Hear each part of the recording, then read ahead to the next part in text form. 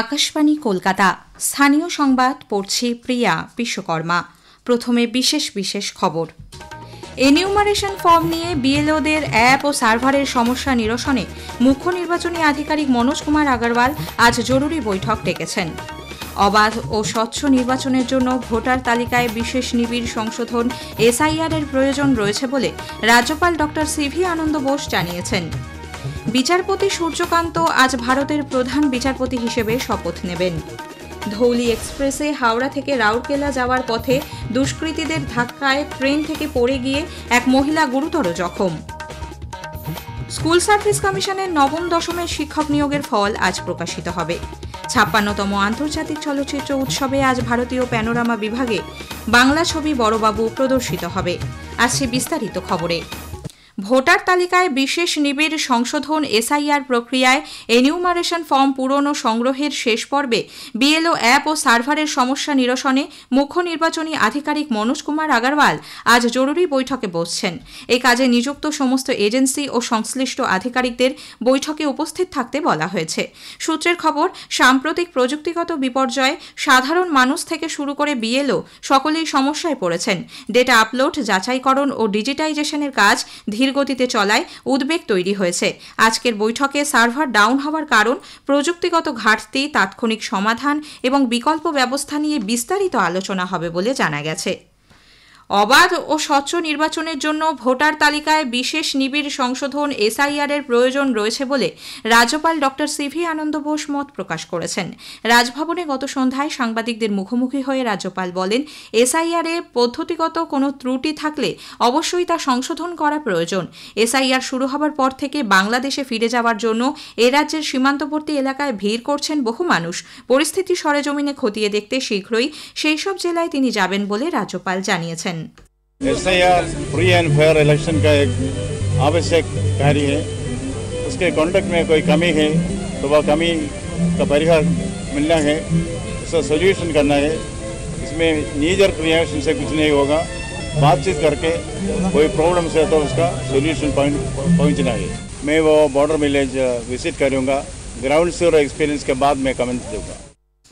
হিংসা ও দুর্নীতিমুক্ত এবং বিকশিত বাংলা গড়ে তোলার লক্ষ্য নিয়ে আগামী দিনে তিনি কাজ করতে চান বলে ডক্টর বোস জানান। উল্লেখ্য, রাজ্যপাল হিসেবে ৩ বছর উপলক্ষে গতকাল দিনভর রাজভবনে নানা অনুষ্ঠানের আয়োজন করা হয়। সকালে যোগ সচেতনতা কর্মসূচি, ক্যারাটে প্রদর্শনীর মধ্যে দিয়ে অনুষ্ঠানের সূচনা হয়। ছিল ভারতীয় জাদুঘরের বিশেষ প্রদর্শনী, people's governor, bridging hearts, building Bengal. জাতীয় স্তোত্র বন্দে মাতরমের সার্ধ শতবর্ষ উপলক্ষে বন্দে মাতরম পুরস্কার প্রদান করা হয় প্রথম শ্রেণীর ছাত্র চিরাগ হালদারকে। এসআইআর প্রক্রিয়ায় রাজ্যে ভোটার তালিকা থেকে ১ কোটি নাম বাদ যাবে বলে বিরোধী দলনেতা শুভেন্দু অধিকারী ফের দাবি করেছেন। পূর্ব মেদিনীপুরের কাঁথিতে মুগবেড়িয়া গঙ্গাধর হাই স্কুল ময়দানে বিজেপির পরিবর্তন সংকল্প সভায় যোগ দিয়ে গতকাল বিরোধী দলনেতা বলেন, ভোট ব্যাংক সুরক্ষিত রাখতে তৃণমূল কংগ্রেস যে অনুপ্রবেশকারীদের আশ্রয় দিয়েছিল, এসআইআর চালু হতেই তারা ফিরে যেতে শুরু করেছে। এসআইআরে লিখে রাখুন, বাবার সঙ্গে মায়ের সঙ্গে, বাবাকে শ্বশুর, শ্বশুরকে বাবা, আর জামাইকে ছেলে, ছেলেকে জামাই বানাও না কেন, ১ কোটি নাম উড়ে যাবে যাবে যাবে যাবে যাবে। কোন মৃত নাম থাকবে না, ফেক ভোটার থাকবে না, ডবল ট্রিপল এন্ট্রি থাকবে না। বাংলাদেশ থেকে যে হিন্দু এসেছে তারা অনুপ্রবেশকারী নয়, তারা শরণার্থী, তারা থাকবে।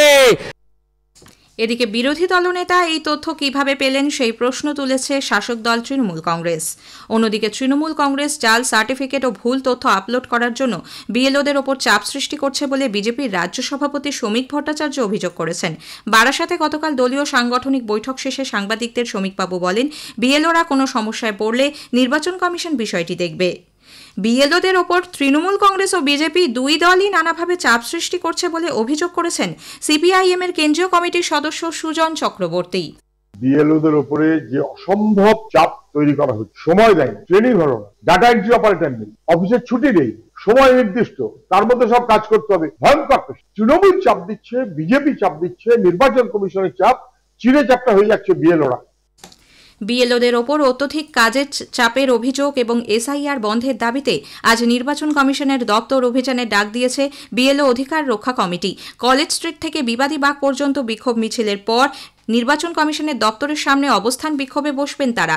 এদিকে ভোটকর্মী ও বিএলও ঐক্যমঞ্চ এই অভিযানের বিরোধিতা করেছে।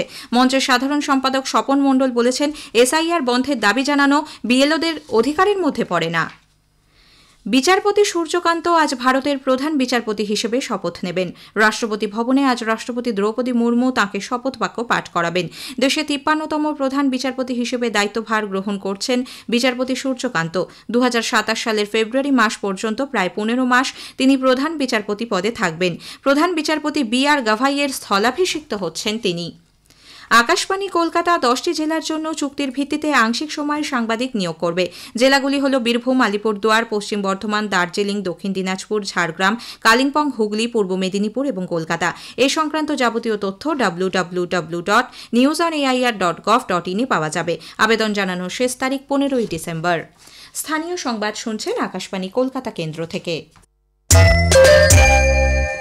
আমাদের সংবাদ শোনা যাচ্ছে ইউটিউব চ্যানেল আকাশবাণী সংবাদ বাংলা, ফেসবুক ও ইনস্টাগ্রাম আকাশবাণী সংবাদ কলকাতা এবং এক্স হ্যান্ডেল AIR নিউজ কলকাতাতে।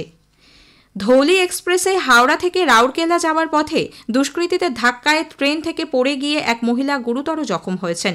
সুরমা হাজরা নামে ওই মহিলার একটি হাতের বেশ কিছুটা অংশ কাটা পড়েছে বলে খবর। বর্তমানে তিনি কলকাতার একটি বেসরকারি হাসপাতালে চিকিৎসাধীন। জানা গেছে, পূর্ব মেদিনীপুরের ভোগপুর স্টেশনে দুই দুষ্কৃতী ট্রেনের মধ্যে বেহালার বাসিন্দা বছর ৪৫-এর সুরমা দেবীর গলার হার ছিনতাইয়ের চেষ্টা করে। বাধা দিলে তাকে ধাক্কা দেয় দুষ্কৃতীরা। এরপর তারা ট্রেন থেকে লাফ দিয়ে নেমে ভোগপুর গ্রামে ঢুকে পড়লে গ্রামবাসীরা তাদের ধরে রেল পুলিশের হাতে তুলে দেয়। ধৃতদের আজ তমলুক আদালতে তোলা হবে। স্কুল সার্ভিস কমিশনের নবম দশমের শিক্ষক নিয়োগের ফল আজ প্রকাশিত হবে। ২৩,২১২টি শূন্যপদের জন্য পরীক্ষা দিয়েছিলেন ২,৯৩,১৯২ জন। গত ৭ই সেপ্টেম্বর পরীক্ষা নেওয়া হয়। ফল প্রকাশের পর ইন্টারভিউ এবং নথি যাচাইয়ের জন্য প্রার্থীদের নামের তালিকা প্রকাশ করবে কমিশন। এদিকে চাকরিহারা শিক্ষকদের অভিজ্ঞতার জন্য ১০ নম্বর দেওয়ার প্রতিবাদে ফের আন্দোলনে নামছে এসএসসির নতুন চাকরি প্রার্থীরা। করুণাময়ী মোড় থেকে বিকাশ ভবন পর্যন্ত আজ মিছিলের ডাক দেওয়া হয়েছে। শিক্ষা সংক্রান্ত এক আন্তর্জাতিক আলোচনা সভায় যোগ দিতে কেন্দ্রীয় শিক্ষা প্রতিমন্ত্রী সুকান্ত মজুমদার স্লোভাকিয়ার রাজধানী ব্রাতিস্লাভায় পৌঁছেছেন। অর্থনৈতিক সহযোগিতা এবং উন্নয়ন সংক্রান্ত সংগঠন স্লোভাক সরকারের যৌথ উদ্যোগে আয়োজিত ওই সভায় ভারতের হয়ে প্রতিনিধিত্ব করবেন সুকান্তবাবু।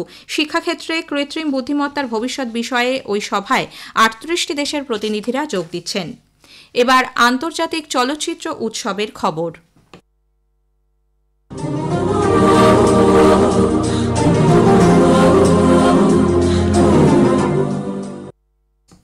৫৬তম আন্তর্জাতিক চলচ্চিত্র উৎসবের পঞ্চম দিনে আজ ভারতীয় প্যানোরামা বিভাগে দেখানো হবে বাংলা ছবি বড়বাবু।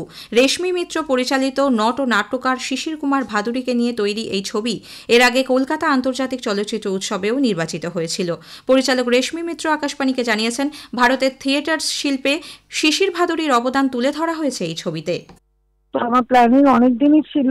প্রথম আমি সৌমিত্র চ্যাটার্জির মুখে শুনেছিলাম শিশির বাবুর সম্পর্কে, তো তারপরে কারণ উনি শিশির বাবুর ডিরেক্ট ছাত্র ছিলেন শিশিরবাবুর শেষ বয়সে। তারপর সেটা নিয়ে রিসার্চ শুরু করি, এই করতে করতে ম্যাচিওর করলো দেরিতে। আর কাজকর্ম ছবিটার মধ্যে এন্টারটেনমেন্ট ভ্যালু আছে, ওনার পার্সোনাল লাইফ এবং ওনার কন্ট্রিবিউশন ইন্ডিয়ান থিয়েটারে, সেটাও প্রথম সেটা তো আমাদের কাছে একদম ড্রিম কাম ট্রু এর মতোই আর কি। তো খুবই ভালো লাগছে।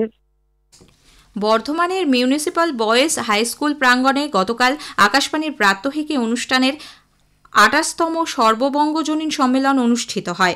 রাজ্যের বিভিন্ন প্রান্তের প্রাত্যহিকীর পত্রলেখক এবং শ্রোতারা এখানে উপস্থিত ছিলেন। প্রাত্যহিকীর পত্র সংকলন নিয়ে তৈরি পুস্তক শ্রুতিলেখা প্রকাশিত হয় অনুষ্ঠানে। বেতার সংবাদ থেকে অনুষ্ঠান যেভাবে মানুষকে সমৃদ্ধ করছে, বক্তাদের কথায় তা ফুটে ওঠে। কলকাতার কসবার একটি হোটেল থেকে বীরভূমের বাসিন্দা আদর্শ লোসালকার দেহ উদ্ধারের ঘটনায় পুলিশ দুজনকে গ্রেপ্তার করেছে। ধৃত কমল সাহা ও ধ্রুব মিত্রকে আজ আলিপুর আদালতে তোলা হবে। ময়নাতদন্তের প্রাথমিক রিপোর্টে জানা গেছে, ঘটনার সময় আদর্শ মত্ত অবস্থায় ছিলেন। তাকে শ্বাসরোধ করে খুনের প্রমাণও মিলেছে। নভেম্বরের শেষ সপ্তাহেও রাজ্যে জাঁকিয়ে শীত পড়ার কোনো সম্ভাবনা নেই, তবে সাময়িকভাবে তাপমাত্রা স্বাভাবিকের থেকে 2 ডিগ্রি কমতে পারে। কলকাতায় আজ সকালে সর্বনিম্ন তাপমাত্রা রেকর্ড করা হয়েছে 18 ডিগ্রি সেলসিয়াস, স্বাভাবিকের থেকে যা সামান্য কম। আলিপুর আবহাওয়া দপ্তরের বিজ্ঞানী ডক্টর সৌরিশ বন্দ্যোপাধ্যায় আকাশবাণীকে জানিয়েছেন, রাজ্যের বেশিরভাগ অংশে আগামী এক সপ্তাহ শুষ্ক আবহাওয়া বজায় থাকবে। শেষ করার আগে স্থানীয় সংবাদের বিশেষ কিছু অংশ আরও একবার। এনিউমারেশন ফর্ম নিয়ে বিএলওদের অ্যাপ ও সার্ভারের সমস্যা নিরসনে মুখ্য নির্বাচনী আধিকারিক মনোজ কুমার আগারওয়াল আজ জরুরি বৈঠক ডেকেছেন। অবাধ ও স্বচ্ছ নির্বাচনের জন্য ভোটার তালিকায় বিশেষ নিবিড় সংশোধনের প্রয়োজন রয়েছে বলে রাজ্যপাল ডক্টর সিভি আনন্দ বোস জানিয়েছেন। স্থানীয় সংবাদ শেষ হলো। এর পরের খবর সকাল 9:15 মিনিটে।